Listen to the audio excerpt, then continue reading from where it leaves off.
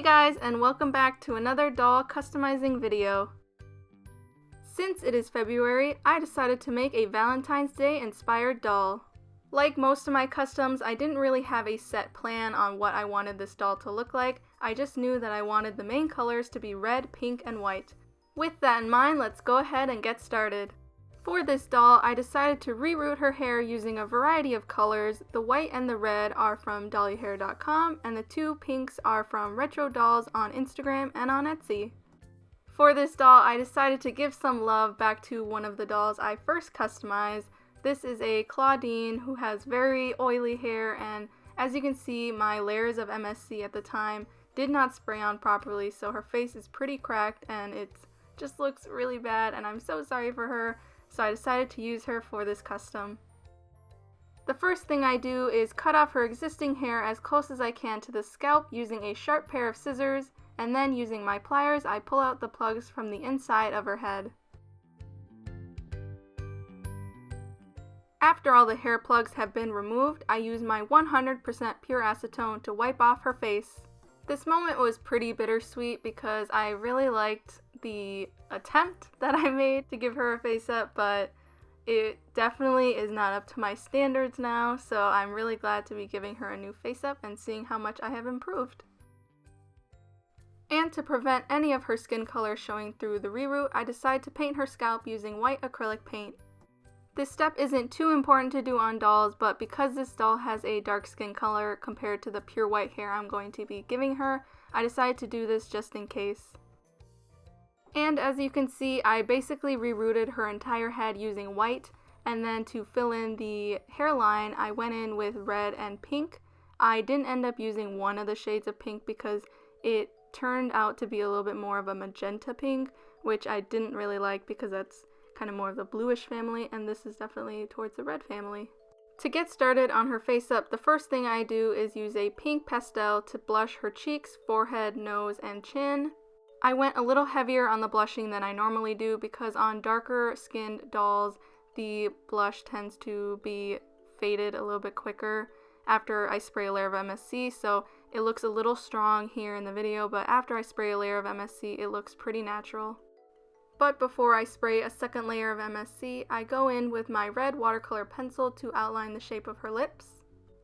I decided to use a red pencil because I think most of my customs have pink lips, and since this doll ended up being red, pink, and white, I decided to give her a red lip to change it up. I still think I can do a better job on the lips, but definitely since my first video here on YouTube, the lips have improved a lot. I'm looking at a photo of Holly right now, and the lips are basically just one solid color, so I definitely think I have improved. And next I decided to add a highlight to the top of her lip on the cupid's bow. And I also used that same white to draw in the whites of her eyes. Again, because of her dark skin, the color tends to fade a little bit quicker after the layers of MSC, so I definitely need more layers of white in order to give her an opaque shade. This is still my first layer of MSC. As you can see, I used a very light brown in order to sketch in her eyebrows and the top eyeliner. And the next thing I do is take a black watercolor pencil to go over those lines that I've drawn. And yeah. I am always so nervous when I use a black watercolor pencil because I feel like any mistake that you make and you try to erase it or fix it, you always smudge it or mess it up even worse than it was. So I definitely hold my breath every time I'm using this color. It's always super dramatic, but I think the eyebrows turned out really good. I definitely think I've improved on the eyebrows as well. I used to draw the eyebrows either pretty straight or pretty thick, so I definitely think that they're starting to get a shape that I'm getting used to drawing. And in order to make sure that the eyes are even, I always hold up a pencil up to the face and try to see where things should line up across the face. So this is usually the technique I do in order to get my face ups pretty even. And if you guys follow me on Instagram, you would have seen that I made a new doll. She is a purple, black, gold kind of looking doll, and somebody commented that the face looks so even and so perfect, and I was actually pretty surprised when I looked at the photos that it looks actually really straight, and this is pretty much the technique I use, so maybe if you guys want a straighter face, then maybe this will help you out. Next, I take the same black watercolor pencil to draw on her eyelashes, and I take a dark brown to give her the crease in her eye. Before I spray her with another layer of MSC, I use my Pearl X powders that I just got. I think it is an iridescent violet and a gold shade, and it looks so nice on these dolls, but after a layer of MSC it tends to fade, so I usually try to shine them with like 3 layers or 4 layers in order to get an actual glitter to show through.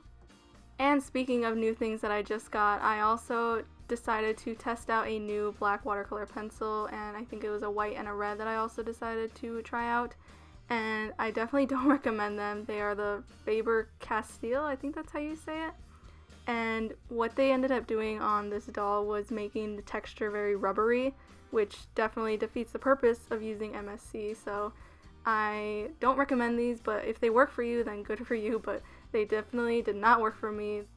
So in order to fix that rubbery texture that the pencils were leaving, I had to go over those same areas using my Derwent watercolor pencils, which are the ones I've used in the past. And going over those same areas with the pencils definitely helped, but it was really annoying having to add basically another 2 or 3 layers of MSC in order to fix it. And I also used white chalk pastels to go over the eyes because that kind of gives something for the MSC to hold on to, so that also helped. That's another idea, I guess, if you guys want to do, but as you can see, I just got frustrated and I skipped over me drawing in the pupils, but I'm basically done at this point. The last few things I do is add the gold Pearl X powder to the face. I ended up saving this towards the end because I wasn't still sure on the color palette I wanted for the doll. I was either going for a gold or a silver, but since this gold looked really nice, I decided to go for gold. And actually, looking at the doll finished right now, I didn't even use gold in her outfit, so I guess it doesn't really make sense, but that's fine. Even though I already finished the pupils, you can kind of get the idea here of how I draw them in. I'm basically going over the colors using my Derwent watercolor pencils because they are definitely starting to give back a texture that the other color pencils had taken away. So I'm using my black to outline the eye, the top part of the eye, the center pupil, and then I use a gray for the bottom half of the pupil. And I also use the black to go over the eyelashes. I also used my pink Derwent watercolor pencil to go over the waterline. I was going to give her a red waterline, but it looked a little weird, so I decided to stick with the pink, and I also used the red pencil to go over her lips. And to make sure that she has very good looking eyebrows, I use a white to highlight some of the eyebrow hairs and the under part of her eyes. Because I was having so much trouble with the colors sticking, I ended up using the watercolor pencil as a paint kind of to add the eye shine to her eye. So I basically wetted the pencil and then using a small brush I added the eye shine. And after a final spray of MSC, it is finally time to take her out of her wrap. This is another thing that always scares me because I'm always worried about cracking the face, especially on face-ups that I really like. This I think is definitely one of my top 3s. I love this face. I think I just really like the pure white hair with her darker skin, so I think this is definitely something I like, so maybe I'll do another doll in the future like that. But moving on to the hands, I paint her nails using black acrylic paint. And in order to style her hair, I put them into these ponytails that I dunked into hot water and cold water in order to hold them. And this style I like because it pulled hair away from her face and it didn't cover her eyes. After I did that, I used my Liquitex gloss varnish to add shine to her waterline and her lips. I also used this varnish to go over her nails to add a bit of a more realistic nail polish look, and I also use it to go over her shoes later on. I know some people like to cover the entire eye using this varnish, but I like to keep it just to the waterline in order to prevent any glares when taking photos. And because I was kind of winging a lot of ideas on this doll, I didn't record how I made this dress or the sweater that I gave her.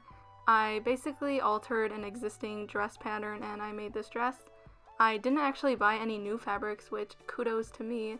I ended up spending a lot of money on fabrics, so this was definitely a good way to recycle some old fabrics.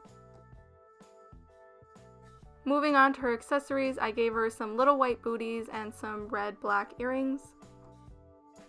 In order to give the earrings a bit of a shine, I paint them using the Liquitex varnish, and after painting the boots white and black, I spray them with a layer of MSC, in order to allow me to go over the laces using watercolor pencils. I do find it easier to control this part using the watercolor pencils, but it definitely doesn't show up as well when you use acrylic paint, but my hand is not very steady enough to do that, so I just use my pencils. And to finish off her accessories, I gave her a heart-shaped glass bottle purse. I have made these in the past, so if you want to know how I made them, just check out past videos. I also gave her these black ankle socks that I had in a stock box of old doll clothes, and all I did was add a little red ribbon to the back of them.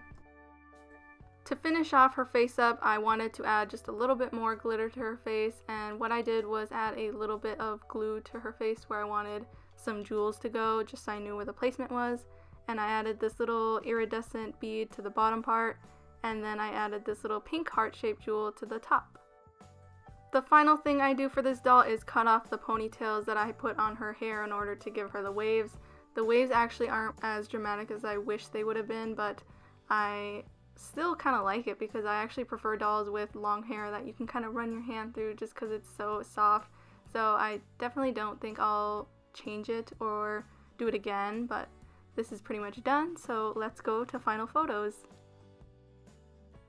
Here is my Valentine's Day inspired doll. I absolutely love her. I think my favorite feature about her face is her eyebrows. They have a really good shape to them, which I'm excited to perfect in the future. And I think my favorite accessory or clothing piece is her red sweater because I've never done an off-the-shoulder look, and I really like how it looks on her, and it's so shiny. I just love it. Sadly, this is the end of the video, guys. I hope you liked it. I would actually like some name suggestions for her, so if you have any of those, leave them in the comments below. Don't forget to leave a like and subscribe if you are new. If you want to see photos of this doll and some of my past customs, they will be on my Instagram, which is linked below in the description box. But other than that, guys, thank you guys so much for watching, and I will see you in another video.